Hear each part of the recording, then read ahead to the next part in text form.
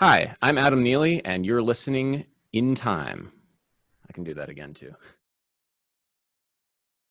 Hi guys, welcome to another episode of InTime. Today we have a very special guest, having amassed over 100 million views and over 1 million subscribers on YouTube. Our most requested guest by a country mile. Some say the lick will go on to prosper beyond his lifetime. Others say, others say it ends with him. Adam Neely, welcome to the show. How's it going, everybody? uh, Thanks for having me, guys. how are you doing? I'm doing just great. Jazz is alive and well, and we're here to talk about it, I guess. Definitely, But, definitely.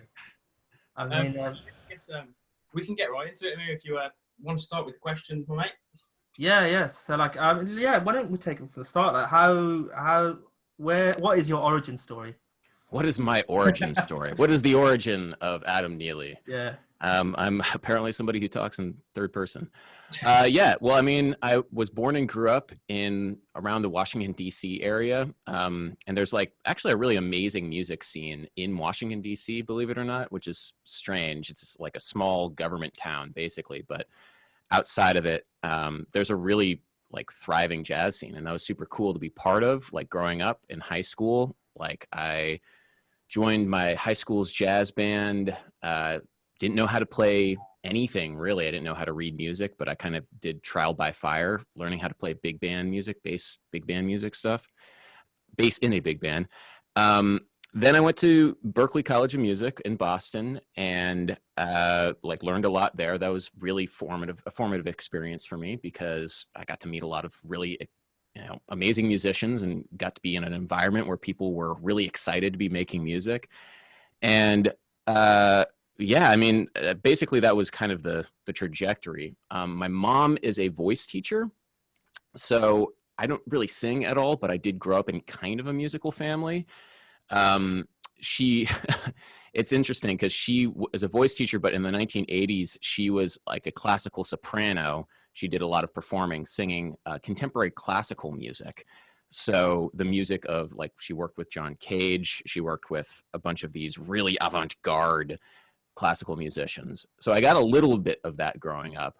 And then I also got, my dad isn't a musician, but he definitely introduced me to a lot of jazz growing up. He introduced me to Jaco Pastorius. I remember very vividly the first time that I heard a Jaco Pastorius record. It was like, it blew my mind. If you guys don't know, Jaco's self-titled. You should definitely check it out because it is freaking amazing. Just the most insane shred bass. And as somebody who didn't really know that bass could do that, that was like, we didn't have Davey 504 back then. We didn't have like Victor Wooten. I mean, we did have Victor Wooten, but we couldn't see video of him performing. So to see or to hear Jaco, it was like, it was pretty crazy. But yeah, that was my origin story, I guess. It's quite interesting because, like, you mentioned that you're in the high school jazz band, and I guess coming from where we come from, where we both live in Birmingham at the moment, and obviously we have BIM. There's loads of BIMs all around the country. We have the conservatoire, and we have so many music schools just in this city alone. And there's it's quite unusual really because after traveling around the country, there isn't quite a jazz scene like there is in this city. So we can kind of relate to what you're saying about that because while BIM isn't solely focused on jazz, it's all around us, and to see that happening in 2020 is quite brilliant. Yeah, I mean, it's really exciting to see how interconnected it is because, I see a lot of young musicians getting very excited the same way that I was very excited.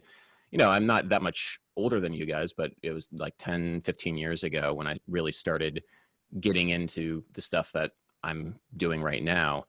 And I think just because of the internet and because of the communities that are being developed, people can connect with each other a lot more than they ever could. And because of that, the musicianship and the craft is definitely at a high level, and a lot of people are getting, they're learning from each other.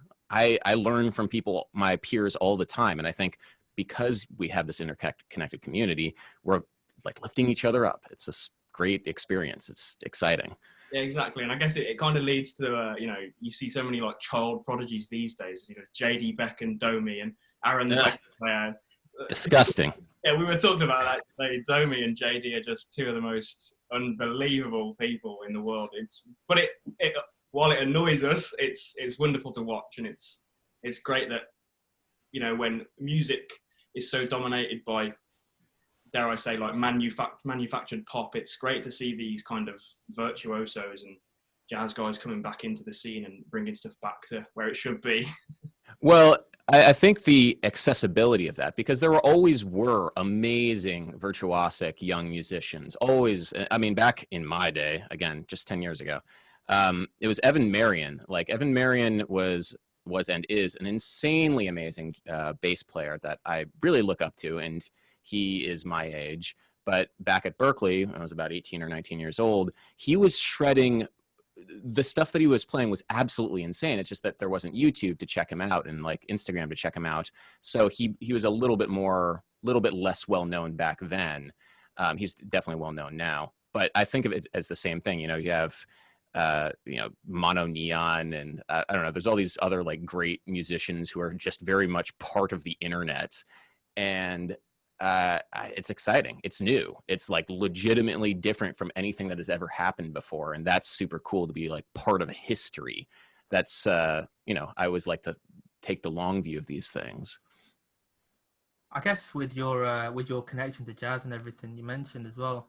I mean, I suppose it's tooting your horn a bit, but like from the way sort of myself and Joe see it, you've got the ability to sort of, take your musical ability and, in LA, where there's a lot of opportunities, and it seems like the land of opportunities, say, but you're still sat in New York. Is this due to your connection with jazz, or is there Yeah, well, have either of you guys been to LA before? No. Yeah, once, but a quick trip.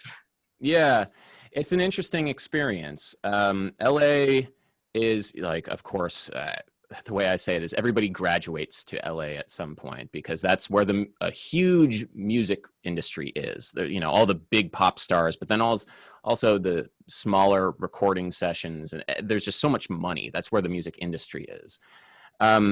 So because of that, there's this relationship between musicians and money, and like the way that we relate to other musicians and clout and social standing. And it's very complicated, and it's not honestly for everybody. And I don't think it really is for me. It's exciting to go to LA.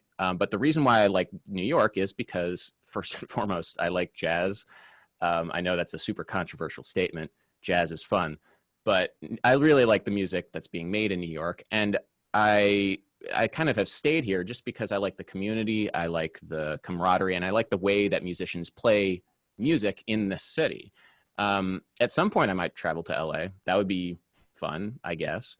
And a lot of musicians that I know end up traveling there because there are a lot of opportunities there to work. But for the most part, I just kind of like where I am. That might change in a year. I don't know. Yeah, I mean, I guess it's understandable. I mean, personally, myself, I've always dreamed of ending up in New York. But is it partly due to the projects that you work with, Sungazer and Aberdeen? Are they all located in New York as well? Aberdeen is located in New York. Sungazer is actually Berlin, where the drummer of Sungazer lives. So we kind of have two. It's kind of an international thing. But yeah, it's partly because the community that I work with, mostly my friends and people that I've been growing up and playing with for so long, they're all here.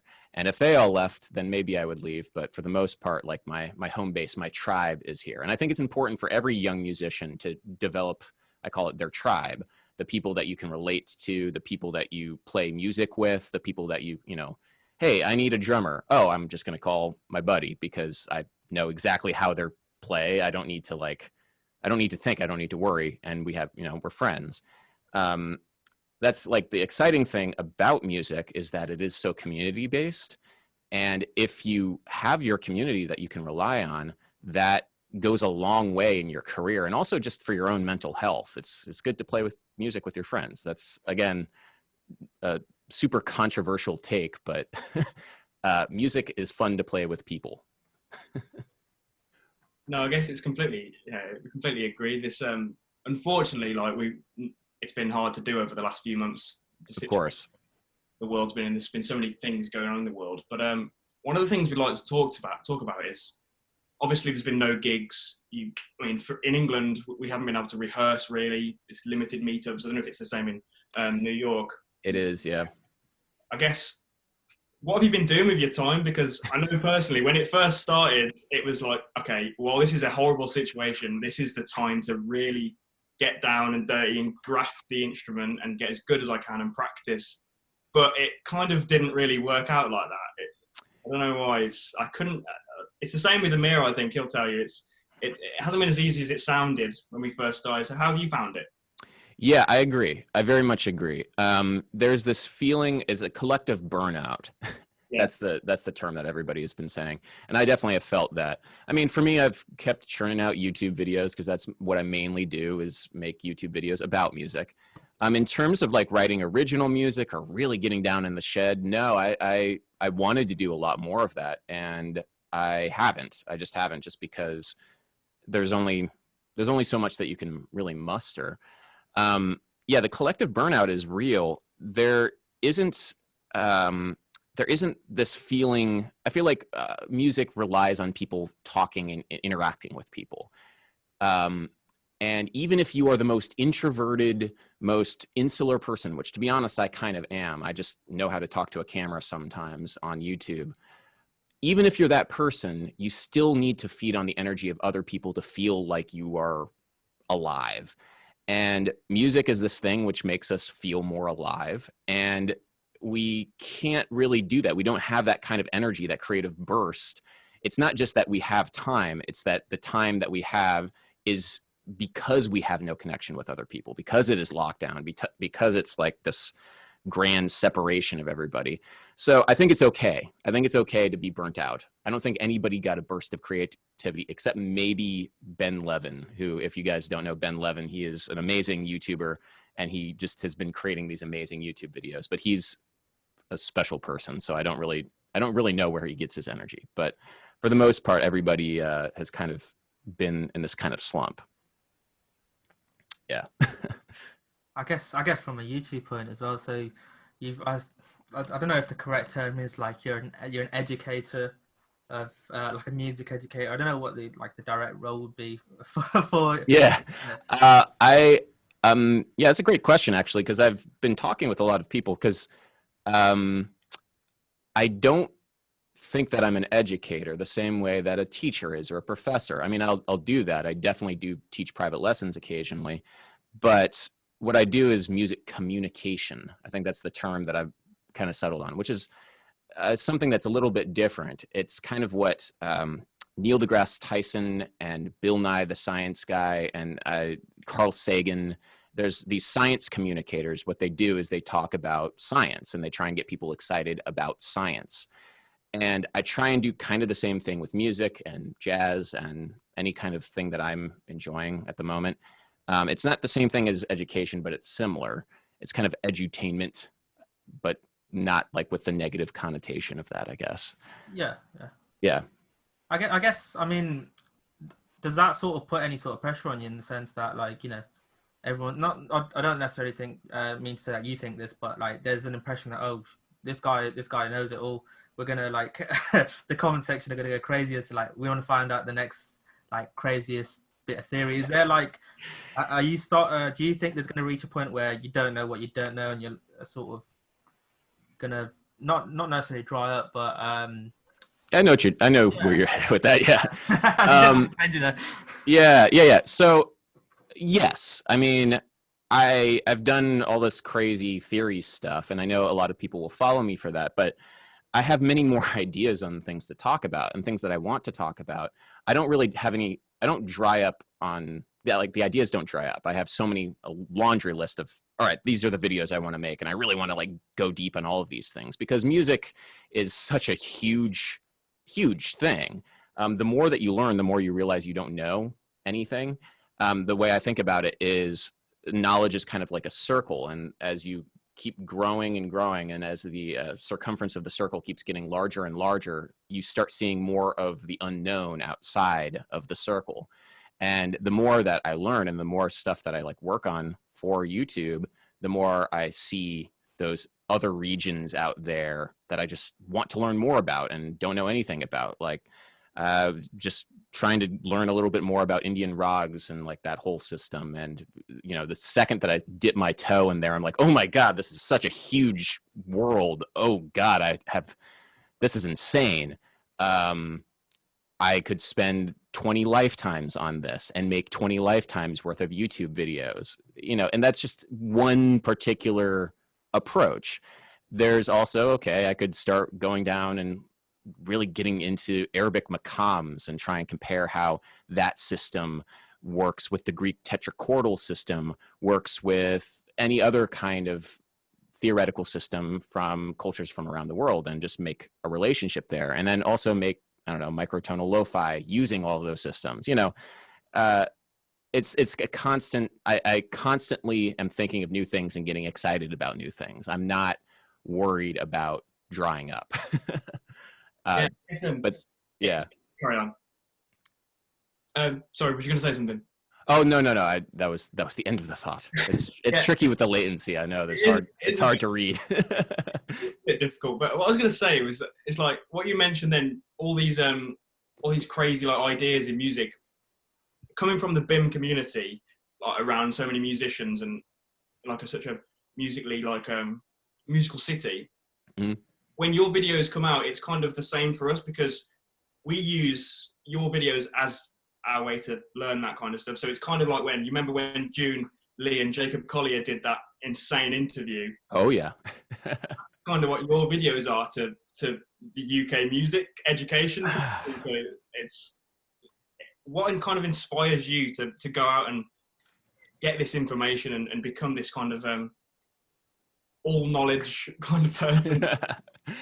Well, I've always enjoyed learning a lot and trying to draw connections between things. That's the big thing that I love doing. Drawing connections between styles of music, and not even music, but, you know, music and history, music and philosophy, music and culture. YouTube just became this way for me to communicate those ideas and, you know, conversations that I have with other musicians. And it's just, I now have a way of writing scripts and talking and, you know, getting it in a package that makes it accessible, but also goes deep into some ideas and also maybe gets people thinking about ideas that they hadn't thought of before. I like learning. I think that's probably the easiest way of saying it, because it's hard for me to not go deep into a subject once I've had the initial thought about it. Like, what song is the most difficult song? That's actually like one of my older videos from 3 years ago. But I once had that and I was thinking, okay, well, how do we quantify what the most difficult piece of music is? And then, you know, examining different pieces of music from around the world. You know, Mongolian throat singing is difficult for classical sopranos, but it's not difficult for Mongolian singers who have trained on it. So what do we mean by difficult? Is it something that just takes a long time to learn how to do? Is it something that requires a lot of physical effort, a lot of mental effort? And then just trying to think about these things and finding examples too from around the world. The answer, by the way, to the most difficult piece of music is Ben Johnston's 7th String Quartet, which took the Kepler Quartet took 10 years to learn how to play it correctly. But you know, it took me a while to try and figure out ways of just, what do we mean by most difficult? And I love questions like that because it really gets you thinking about what we mean by difficult. I guess it's sort of the whole idea that, you know, it's all quite subjective, isn't it, relative to the person's ability and, you know, what their personal limits are and such. But I guess on the subject of subjectiveness, is sort of like everyone's perception of music.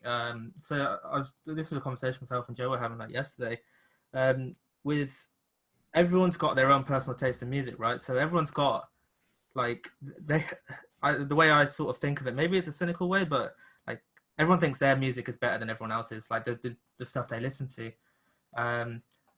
Yeah, even as musicians, surely we should be able to like empathize with that. Hang on a second, you can learn to appreciate with a lot of different types, but there's still sort of that level of, you know, everything in my playlist is the best.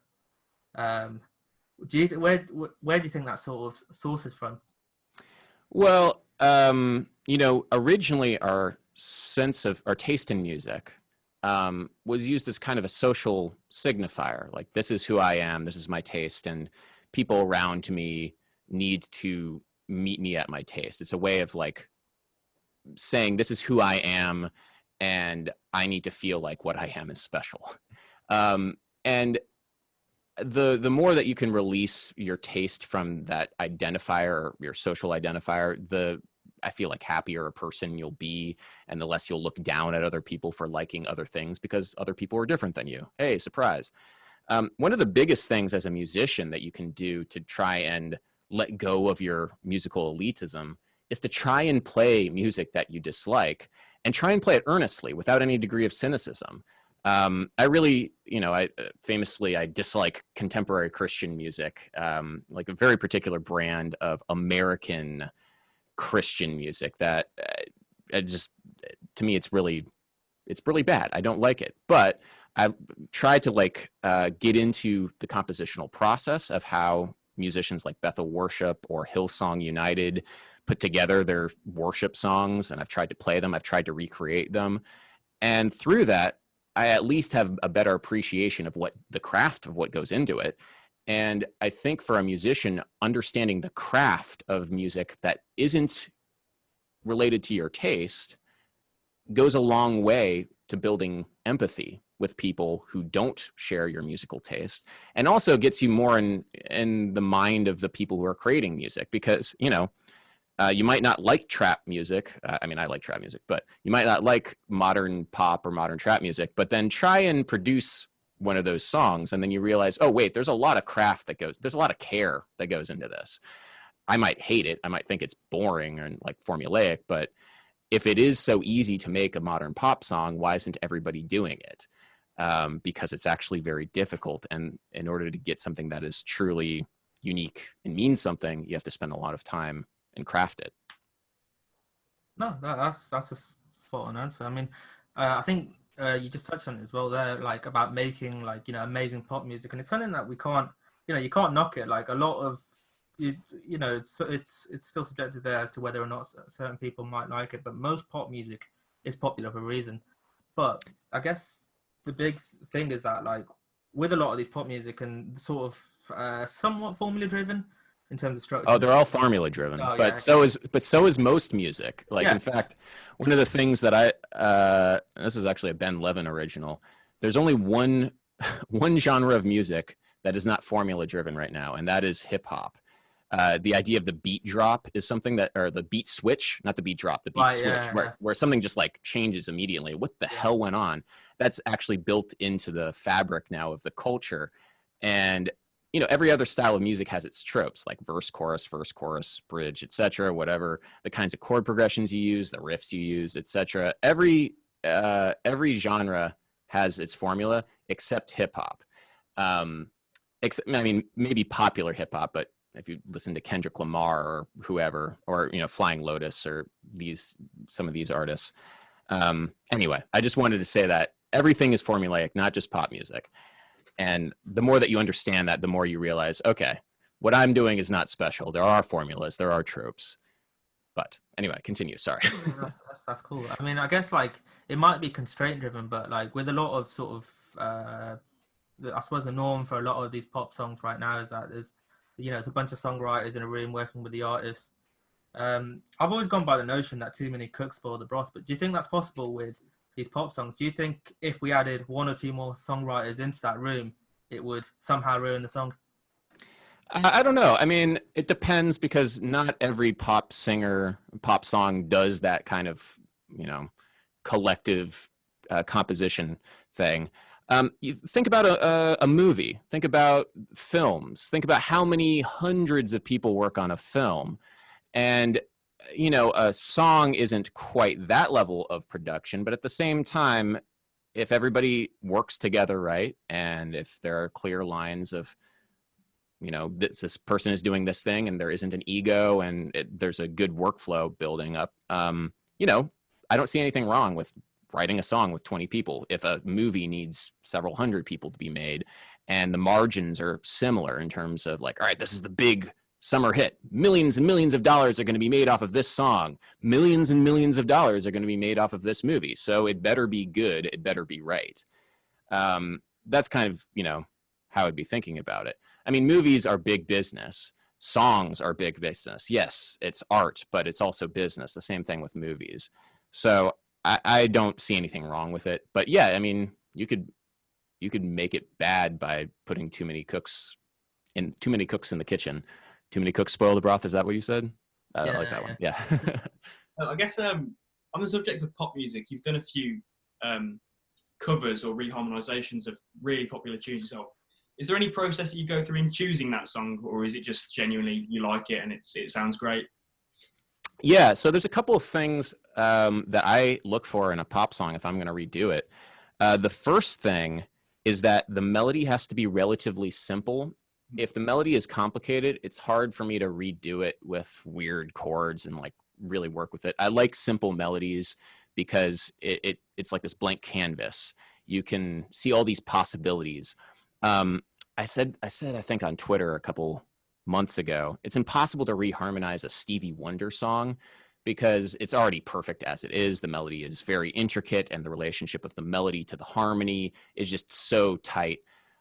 Sometimes you might do these little tweaks, but Stevie Wonder's songs are just perfect. They're like Bach. You can't separate the two. But like an Ariana Grande song, it's like this blank canvas. It's something that is simple and solid, but you can work with it. So usually a simple melody and also a rhythmically interesting melody. That's very important. There's a song out right now, Watermelon Sugar, that I don't really like that much. It's a simple melody, but it's such a square rhythm that it doesn't really inspire me to like go out and like, yeah, I'm going to start messing with it. This is going to be fun. So it has to be rhythmically interesting and also simple at the same time, which seems kind of counterintuitive, but that's the criteria, I think. And there aren't that many songs that fulfill that criteria, unfortunately. But yeah. I mean, I guess I think it was the Hello cover that you did with Jay Soto, the singer.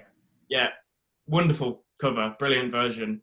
When working with so many instruments, composing the part for each individual brass instrument and strings and keys and drums, you mentioned in the video that it's usually like a story and a narrative. Is this something you've always done, or is it only since you've started to learn about all these crazy new theoretical ideas in music and different cultures and different world music and all that stuff, or is it something you've always been interested in? Well, yeah. So my degree from Berkeley was in jazz composition, and then I also have a master's degree in jazz composition from Manhattan School of Music. And when I was at Manhattan School of Music, I studied under an amazing, amazing composer and arranger by the name of Jim McNeely, who is not related to me, but he is just an incredible, probably honestly one of the world's best arrangers and composers. And he always liked to think of an arrangement as a play, and you had characters in a play and their interaction, like you'd have maybe motifs or instruments, and then they would interact in scenes, and every new section was a new scene. So the A section was scene 1, the B section was scene 2, and then you'd have little characters interacting in the scenes. And that idea blew my mind at the time, because I was thinking of music as just, this is something that's not related to any other kind of media.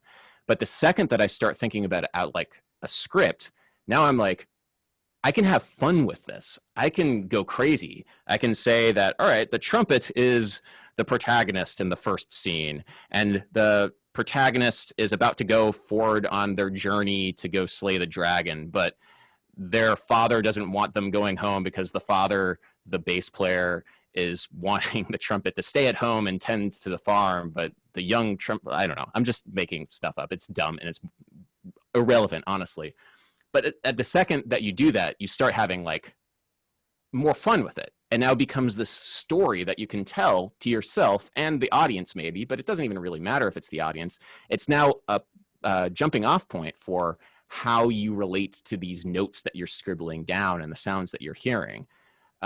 So Jim McNeely's ideas around characters from a play, I think, was the genesis of that idea of telling a story through an arrangement. It's fun. You guys should try it. Just think about writing a play or writing a script instead of composing a song, and immediately it becomes this game. I think that approach, like, it sounds a lot less daunting as well when it comes to a songwriting point. Just a composition of any level. It's just like, oh, actually, you know what? Lead guitar is the main character or whatever, you know. And Yeah, it's and yeah. then any decision you make, you can just justify because you're telling the story that way. You don't need to worry about really anything about whether or not this is the right call. As long as it's justifying your own internal story, you feel so much more confident with the notes that you're writing down in the digital audio workstation or on paper. It becomes so much more of your game, your story, your thing. And it is freeing. Yeah, I suggest it. It's fun.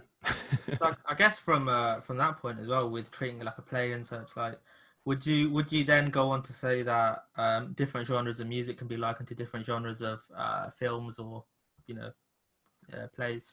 Oh, for sure. Yeah. I'm not sure if there's a one-to-one relationship like jazz is horror. That's what I was just thinking. I was thinking, what actually makes you scared in music? I don't think there's. I was about to say metal, but it's not really scary. That's more of like an anger thing, isn't it? It can evoke emotions, but not in the same way moving images or, you know. Yeah. Well, I mean, moving images definitely can. But for me, metal isn't a scary thing. It's more like metal would be like action, honestly, because it's supposed to get you pumped and moving. Like, yeah. In terms of my emotional reaction to metal, it's that. But it's also could be very formulaic because most horror films are very formulaic. There's, you know, there's all these tropes that you must hit when you're making a horror film. And the same thing with metal, like the breakdown, distorted guitars, tremolo picking, if you're talking about, you know, more aggressive forms of metal. So it's very formulaic, but it definitely, I don't know. I compared it to horror, right? Or action. I don't know. This is not my forte. Yeah. You can just think about it. It's Yeah, no, it's literally I just enter on. I was like, hang on a second. Yeah, I could see the similarities in the play. I thought, oh right, maybe take it one step further and see what it's like there. I mean, one thing I mean, you also mentioned about your lecture when you're doing your masters, and I suppose it kind of highlights the importance of teachers that you meet along your way, you know, and sort of how they can have an impact on either your playing or just in your general in your life. And I guess I suppose in some indirect way, you might be having that similar impact with a lot of your viewers or, you know, a lot of your fan base, where the things you're teaching is having an indirect impact on them in the way they see things. Something I've been reading recently, probably like, I should have read this a long time ago in my life, but Kenny Werner's book on effortless mastery. Yep. It's a good book. Huge eye opener, huge eye opener. But I mean, in that, like, one of the things I've sort of characterized it as the Karate Kid method of learning. But one of the things he mentions in that book is, I think he was in Brazil, and he had a teacher where the teacher only told him to like just rest his fingers on the keys for 5 minutes a day for like a week or something, and he just could not get the point of what the point was. And then like the next time he actually played the keys was like at a jam session with him, and he said it was the best he ever played or something. Like, have you ever like considered any sort of wacky approaches to practice or teaching in that way? Oh yeah. Oh, so I've considered and done many. There was this. Okay, so at Berkeley there was this session. Like, you would have these different clubs. There was the jazz jam session club. Then there was this club that was called the Free Club, where it was basically just everybody would get together and then they would play free, whatever that meant. And when you play free, it means that everything is improvised and there are no rules. But of course, the instant that happens, people are told that there are no rules. It's just atonal chaos, and it's just not very fun when you first start playing free. So one day there was, I forget if there's a teacher or somebody suggested, like, all right, we're going to turn the lights off and we're not going to play a single note until you feel compelled to play a note, and until you feel like it's 100% necessary to add to the silence right now. And until you do that, don't play a single damn note. And it was about 10 minutes of sitting in silence, and it was the best music that I'd ever made because I didn't feel the need to play anything. And I didn't want to be the first person to add a note when, you know, I don't want to be that asshole to be like, thunk. And like, and it really made me think about, all right, well, what is 100% necessary? Very little, if anything. And eventually, I think maybe the drummer started doing like a little thing on the ride cymbal, and then it became, I don't know, then something happened, and the music was good, but it wasn't amazing. But I do remember sitting there for about 10 minutes and thinking like, this is good. I could sit here and not play music all day, and it would be the best music I'd ever made. There's a lot of these wackier ways of getting outside of your head. And I don't want to use the word wacky because it really is coming from a place of deep appreciation and deep learning. I do really like Kenny Werner's book. There's another book you guys should check out by W.A. Matthew, who is a personal, I really like W.A. Matthew. One second, let me find the book. Is it within reaching range? No, it isn't. But W.A. Matthew is a composer that he's a Western composer who like very studied and went through the whole like system. And then he went to India and learned how to be a Sufi singer for about like 10 or 15 years. And then came back to the Western system, learning all the stuff that he did in India, trying to figure out ways of reconciling it with Western music and Western theory. And there are some fantastic insights, and it's not very, some of it isn't very intuitive, even if that makes any sense. But it's a great book called The Listening Book that gets you listening in ways that you never listened before. And I love that book. He has a couple other ones. He has a harmony textbook called A Harmonic Experience, which is equally as mind-blowing. But The Listening Book is full of these great nuggets. You should definitely check that out. I guess from an edutainment point, as you coined it before, from music books and such, there's like an overflow of like book of licks, right? Where it's just like learn to play jazz with this book of licks. I'm sure, I'm guessing you've got an opinion on that. Yes and no. I don't begrudge anybody who publishes a book of licks because people are just trying to make money, make a business, and it's very difficult to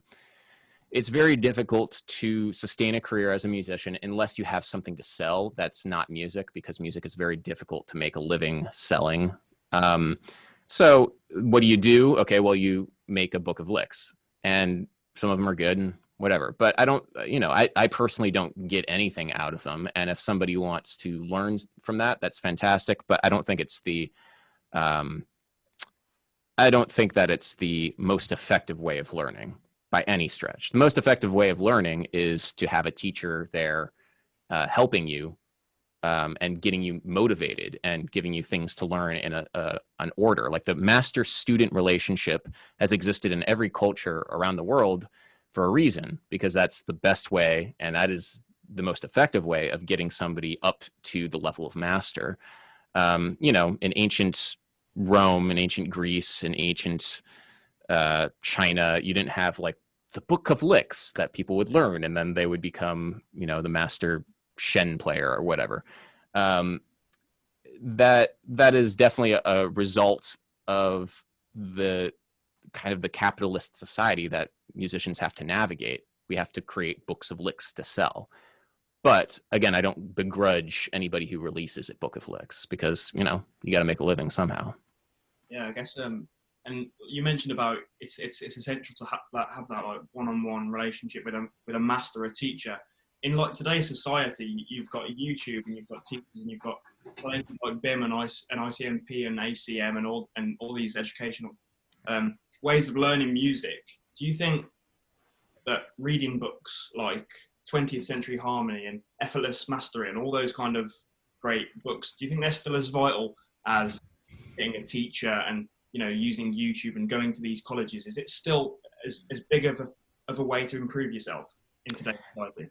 Well, a book is just information, and information is not knowledge. There is no shortage of information now. For better or worse, there's no shortage of information. Everybody can get every bit of information. It's just where to find it and how to synthesize it into meaningful knowledge. And that, I think, I cannot stress the value of a one-on-one teacher with that enough, because they're a human being, you're a human being, and music is a human being thing. And the more that you have two human beings interacting like that, that is the most effective way of learning. It's also why it's very, very effective to learn from your peers, because you're sharing information with each other and how you use that information. And, you know, you don't necessarily need a teacher if you are learning from your peers, but a teacher is very useful also.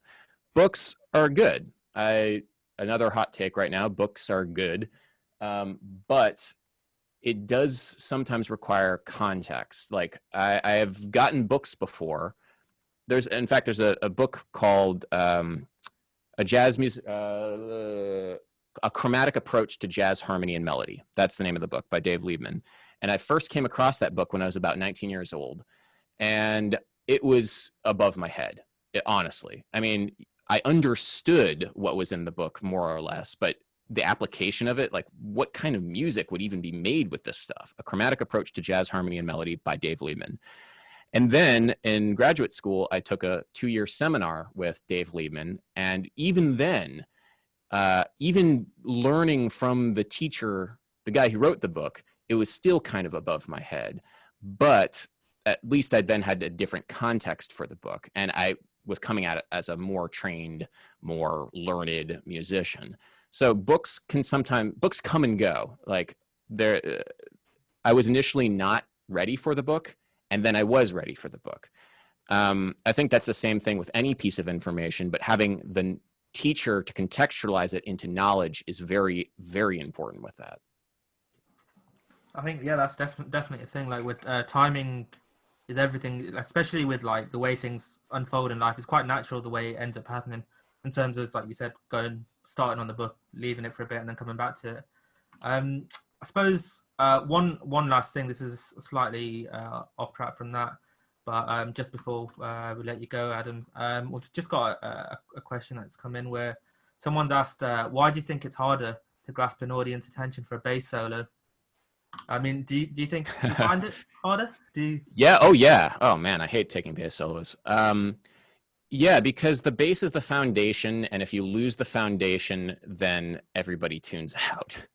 A bass solo is kind of like a house without a foundation. Everything collapses. It's just all rubble, and people are like, what's this? Why? What is this? Unless you're able to take a bass solo that serves the foundation, which is easier said than done. One person that I think does this beautifully is the bass player Joe Dart from Wolfpack, because when he takes a bass solo, he just keeps grooving on 16th notes. He just might play them a little bit higher up on the neck. Whenever any bass player takes a bass solo, most of the time they're doing a poor imitation of what horn players do. And I'm very guilty of this. And anytime that I launch into a bass solo, I'm like, oh, God, can it please end? Oh, God. Because every time I fool myself into thinking like it's going to be a fun experience, but it's not a fun experience for myself or anybody else. But if you're a bass player, imitate what Joe Dart does. He's a good bass player to follow for bass solos. Perfect answer, I think. Really hit the nail on the head there. I guess, to be honest, we've pretty much covered everything that we planned on. All right. So I guess what other? We have. It would be cool to talk about some technical stuff, but we haven't really got time. So, but we really appreciate you coming on, Alan. Yeah. It's been. Of course, yeah. Well, thanks, guys, for having me. I mean, the technical stuff, minor 7 flat 5. Hey, we talked about it. Now, the history of minor 7 flat 5 comes from the Tristan chord from Wagner. And anyway, sorry, we're done. No, I mean, for those that aren't aware, this is being recorded in August, so there's 50% off Monday to Wednesday on all restaurants in the UK. So hey. why not take that opportunity up? So that's where I'm headed, and that's why we've had to cut this podcast short. Go do it. And food is the priority. So Food. yeah, nice one. Thanks for coming on, Adam. Yeah, Of course. Yeah. Thanks so much, guys, for having me. Great, and chatting. thanks everyone for listening. We'll see you on the next episode. Nice one.